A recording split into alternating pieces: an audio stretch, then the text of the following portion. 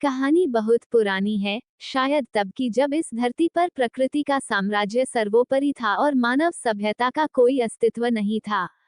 जंगल के हरे भरे कोने में, जहां ऊंचे ऊंचे वृक्ष आसमान को छूने की कोशिश करते थे और धरती हमेशा उसकी बूंदों से गीली रहती थी, वहीं पहली बार आग और लकड़ी की मुलाकात हुई। लकड़ी एक विशाल वृक्ष का हिस्सा थी, जो वर्षों से उस जंगल में खड़ा था। ये वृक्ष न केवल अपने आसपास के जीव जंतुओं को छाया देता था, बल्कि जीवन का प्रतीक भी था। वह स्थिर था, शांत था, और समय के साथ हर मुश्किल को सहन करता था। उसके हर तने में एक इतिहास था, हर पत्ते में एक कहानी। दूसरी ओर, आग जंगल से कोसों दूर, एक अज्ञात ऊर्जा थी। वह स्वतंत्र थी, प्रचंड थी और उसे अपने चारों ओर सब कुछ बदलने का अद्भुत सामर्थ्य था। आग को किसी सीमा में बांधना संभव नहीं था। वह बहती हवा की तरह अनियंत्रित थी। एक दिन तेज बिजली गिरने से जंगल के कुछ हिस्सों में आग लग गई। आग अपनी चंचल लपटों के साथ हर चीज को अपनी चपेट में ले रही थी। वह तेजी से बढ़ रही थी, और उस दौरान पहली बार उसकी नजर लकड़ी पर पड़ी। लकड़ी ने भी आग को देखा। वह पहले तो डरी, क्योंकि उसे आग की शक्ति का अंदाजा था। लेकिन आग की चमक, उसकी ऊर्जा और उसकी प्रखरता ने लकड़ी को आकर्षित किया। आग ने भी लकड़ी को देखा और उसकी स्थिरता पर मोहित हो गई।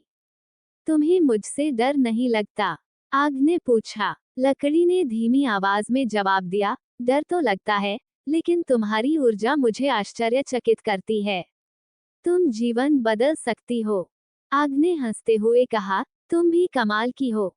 तुम में इतना धैर्य है, इतनी गहराई है।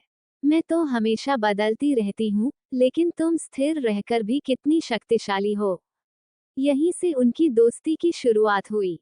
वे दोनों अलग थे, पर जैसे जैसे समय बीतता गया, वे एक दूसरे के और करीब आते गए। समय के साथ आग और लकड़ी का ये रिश्ता गहरा होता गया। आग, जो हमेशा चलायमान और अनियंत्रित रहती थी, लकड़ी के पास आकर ठहरने का सुख महसूस करती थी। और लकड़ी, जो हमेशा स्थिर रहती थी, आग के पास आकर अपनी गहराई को नया अर्थ देती थी। आग ने एक दिन लकड़ी से पूछा, तुम्हें पता है, अगर मैं तुम्हारे करीब आऊंगी, तो तुम्हें जला दूंगी। फिर भी, तुम मुझसे इतना प्रेम क्यों करती हो? लकड़ी ने मुस्कुराते हुए कहा, शायद यही प्रेम की शक्ति है। मैं जानती हूँ कि तुम्हारे करीब आने से मेरा अस्तित्व खत्म हो जाएगा, लेकिन अगर मैं तुम्हें नहीं अपनाऊंगी, तो मैं अधूरी रह जाऊंगी। आग ने गहरी सांस ली। वह जानती थी कि लकड़ी सही कह रही है। वह खुद भी लकड़ी के बिना अधूरी थी। लकड़ी ही उसे जलने का आधार देती थी, और वही उसके अस्तित्व को पूर्ण बनाती थी। एक दिन, जब जंगल शांत था और हवा में एक अजीब सी खामोशी थी, लकड़ी ने निर्णय लिया। उसने आग से कहा, आओ, आज हम एक हो जाएं। मुझे पता है कि इससे मैं खत्म हो जाऊंगी, लेकिन तुम्हारे बिना मैं अपने जीवन का अर्थ नहीं समझ सकती। आग ने उदास होकर कहा, लेकिन तुम्हारे जलने से मुझे खुशी नहीं मिलेगी।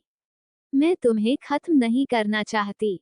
लकड़ी ने जवाब दिया, ये खत्म होना नहीं है। ये प्रेम का चरम है।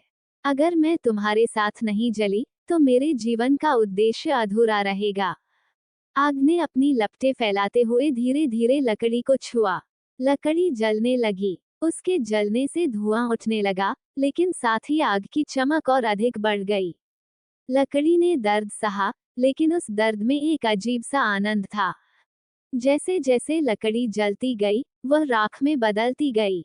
लेकिन उसकी आत्मा, उसका सार, आग की लपटों में समा गया। अब वे अलग नहीं थे। वे एक हो चुके थे।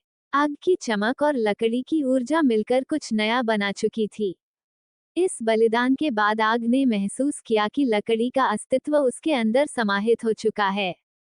वह पहले से कहीं अधिक शक्तिशाली थी, लेकिन उसकी यह शक्ति लकड़ी के प्रेम और बलिदान की देन थी। लकड़ी भले ही अपनी भौतिक रूप में खत्म हो चुकी थी, लेकिन उसकी आत्मा आग में हमेशा के लिए जीवित थी। ये कहानी केवल आग और लकड़ी की नहीं थी, ये प्रेम, बलिदान और आत्मसमर्पण की कहानी थी। ये प्रेम कहानी हमें सिखाती है कि सच्चा प्रेम त्याग मांगता है। कभी कभी हमें अपने अस्तित्व को दांव पर लगाना पड़ता है ताकि किसी और के जीवन को अर्थ मिल सके। आग और लकड़ी ने हमें ये सिखाया कि प्रेम केवल पाने का नाम नहीं है, बल्कि देने का साहस भी है।